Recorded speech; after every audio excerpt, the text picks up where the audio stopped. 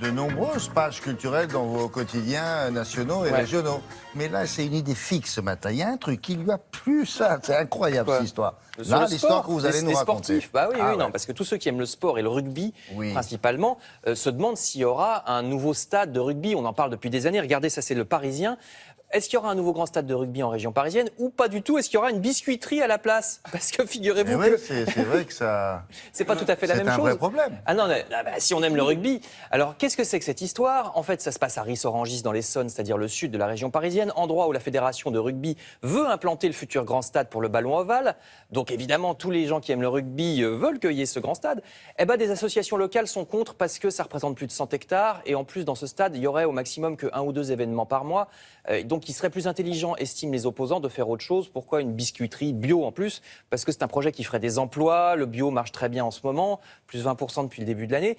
Il faut des ouvriers, voilà. Donc c'est pour ça que certains riverains sont plutôt contre ce stade de rugby. D'autant plus, regardez ce qu'en disait Challenge, le site internet de Challenge. Eux, ils disaient carrément hérésie parce que le rugby, s'il quitte le Stade de France, comme ils le font actuellement, eh ben, figurez-vous que l'État doit payer un dédit.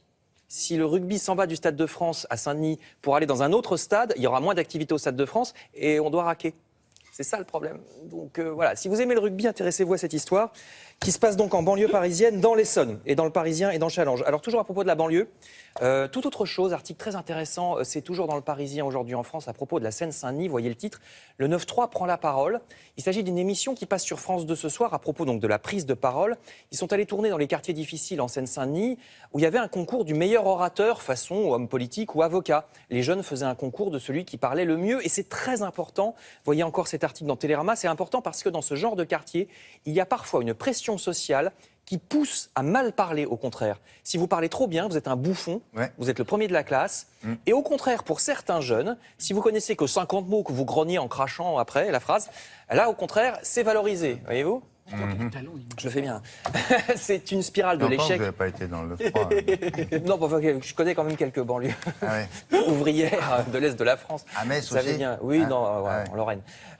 Donc, c'est une spirale de l'échec, puisqu'après, certains jeunes ont un vocabulaire tellement pauvre qu'ils n'arrivent pas à trouver du boulot, parce que c'est un peu pour faire l'andouille, mais après, ils n'arrivent pas forcément à en sortir. Donc, excellente émission ce soir à ne pas manquer sur notre antenne à 22h50. Et je termine avec une expo et un livre précisément pour se cultiver et augmenter nos horizons, tous les deux dans l'humanité. D'abord, ce peintre, ça peut plaire aux jeunes, justement, il s'appelle Hervé Di Rosa, style très bande dessinée. On connaît bien. Oui.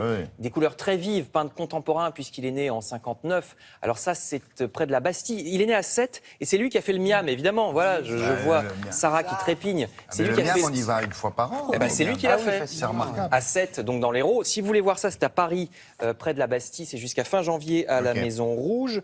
Et puis, je termine juste avec un livre d'un mot. Ça, c'est aussi très intéressant, c'est sur les dessins de presse.